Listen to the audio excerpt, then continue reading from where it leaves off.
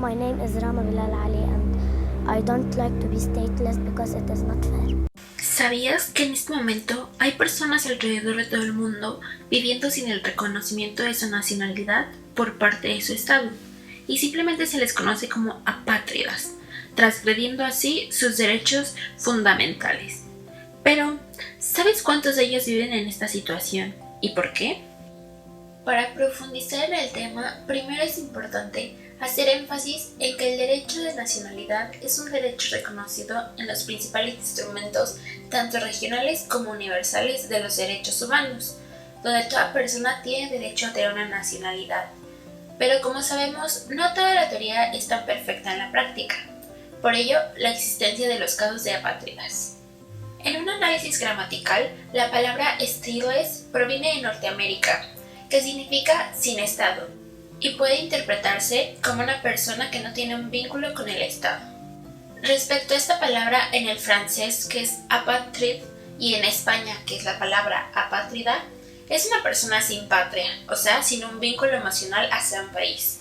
Ahora bien, su definición jurídica está planteada en la Convención sobre el Estatuto de los Apátridas de 1954, cuyo artículo 1.1 dispone que el término apátrida designará a toda persona que no sea considerada como nacional suyo por ningún estado, conforme a su legislación. En otras palabras, el apátrida es una persona a la cual ningún estado reconoce como nacional suyo, de conformidad con su legislación interna, lo que genera una transgresión en su derecho de dignidad, debido a que por obviedad sí tiene una patria, por nacimiento o por sanguinidad, pero dicha patria no es reconocida por el Estado. Como consecuencia, se violentan sus derechos fundamentales y se transgreden a las personas al denominarlos sin patria. Antes de continuar, es importante preguntarnos ¿qué entendemos por nación? ¿Qué es la nacionalidad y cómo se obtiene?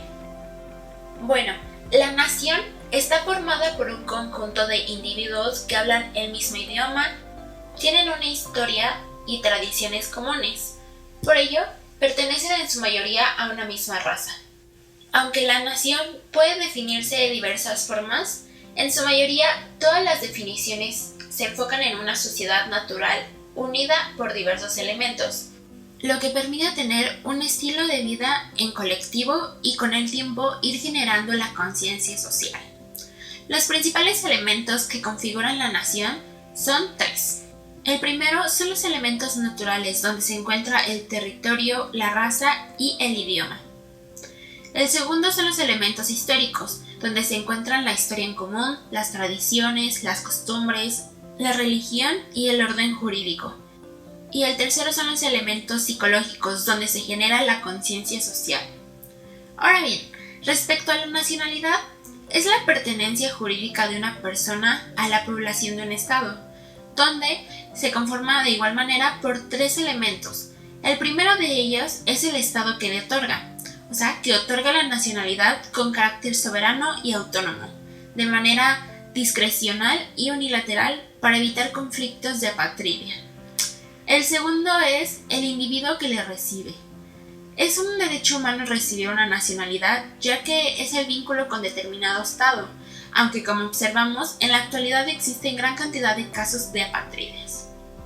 Y por último podemos encontrar el nexo de nacionalidad, que es la naturaleza constitucional donde se desprende el documento base o constitutivo del Estado. Por tanto, algunos autores lo consideran como un nexo de naturaleza administrativa, puesto que el otorgamiento y la regulación de la nacionalidad están vinculados con las entidades administrativas del Estado, permitiendo así la organización mínima. En el caso de México, las dos formas únicas de adquirir la nacionalidad mexicana, de acuerdo con el artículo 30 constitucional, es por nacimiento o por naturalización, y la adquisición se regula por la Ley de Nacionalidad y su reglamento.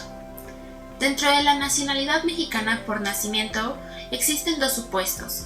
El primero de ello es por el solo hecho de nacer en el territorio nacional, lo que se le conoce como el jus soli, o sea, que el suelo hace suyos a quienes nazcan en él.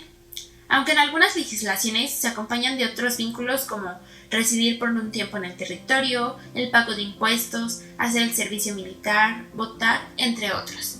Respecto al segundo supuesto, es si el nacimiento se da fuera del territorio nacional, pero con padre mexicano o madre mexicana, ya sea porque ellos nacieron en el territorio o por naturalización. Este hecho se basa en el ius sanguinis, donde la nacionalidad se transmite por filiación. Finalmente, un dato importante es que la Constitución Política de los Estados Unidos Mexicanos hace énfasis en que ningún mexicano por nacimiento podrá ser privado de su nacionalidad a menos de que el mexicano renuncie a ella.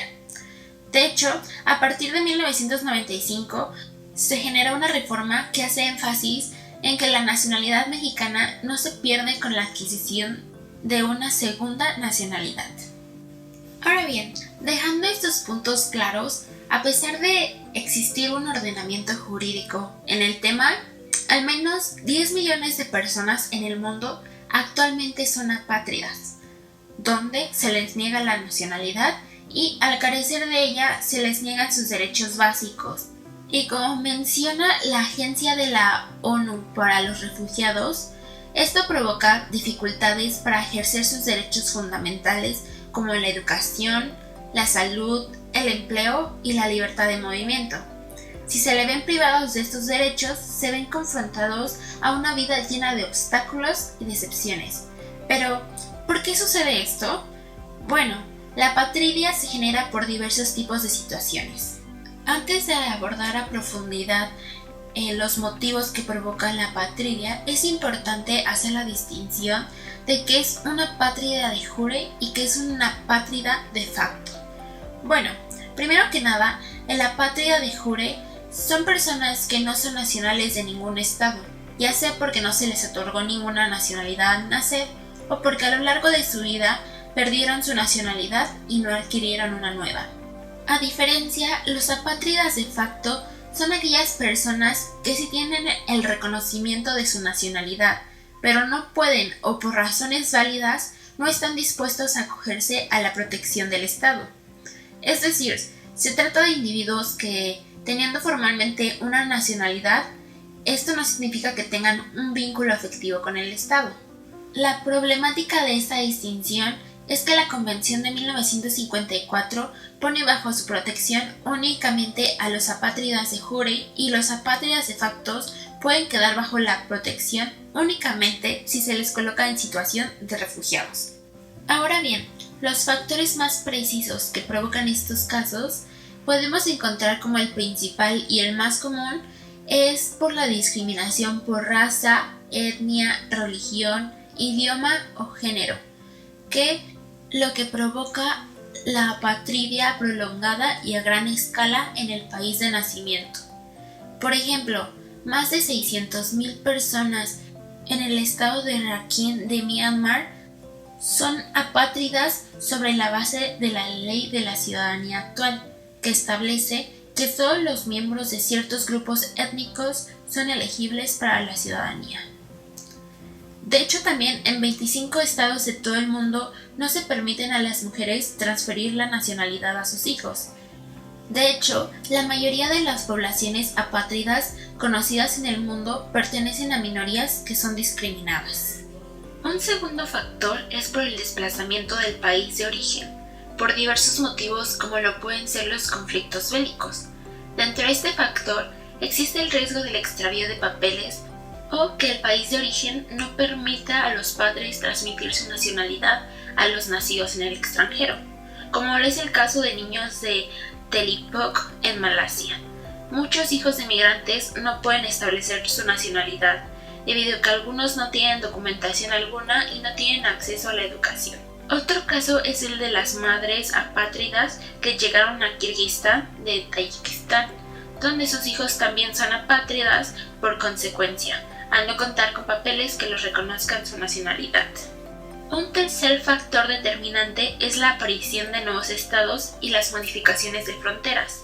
En numerosas ocasiones existen grupos específicos que podrían quedarse sin su nacionalidad al tener problemas para demostrar su vínculo con el país. Por ejemplo, la apatridia afecta a alrededor de 600.000 personas solo en Europa. De hecho, de aquí surge el cuarto factor, que son las personas que no pueden demostrar su vínculo con un Estado, al no contar con documentación. Pero no contar con la documentación no es lo mismo que ser una apátrida. Sin embargo, no contar con un registro de nacimiento conlleva un riesgo de apatridia, ya que el certificado de nacimiento demuestra el lugar de nacimiento y la afiliación de una persona, como lo es el caso de Mahomet, de 17 años, quien nació en Burkina Faso de padres burkineses. Dichos padres murieron cuando él era joven y Mahomet llegó a Costa de Marfil con su tío. Su nacimiento nunca fue registrado en Burkina Faso y no tiene documentos para probar la nacionalidad de sus padres. Por tal, Mahomet se ha resignado a nunca salir de esa área, porque testifica que cuando intenta viajar a los poblados vecinos, ya sea para vender su cosecha o para transitarse de un lado a otro, es obligado a pagar 10.000 francos de África Occidental, lo que vendrían siendo $20. Esto demuestra lo vulnerable que se encuentra al no tener una nacionalidad. Por tanto, ante los casos presentados, las consecuencias de la apatridia son diversas y vienen desde la vulneración de un número considerable de garantías fundamentales hasta la afectación de su derecho a la nacionalidad, a la identidad, la cual se desenvuelve en un conjunto de garantías como lo son el derecho al nombre, a conocer la historia filial y al reconocimiento a la personalidad jurídica, que por ende no aseguran el derecho a la educación, a la salud, la protección de la familia, a la propiedad, a la libertad de tránsito y de residencia, así como a sus derechos políticos y económicos. Finalmente, podemos cuestionarnos que nosotros como personas físicas, ¿qué es lo que podemos hacer ante esta problemática?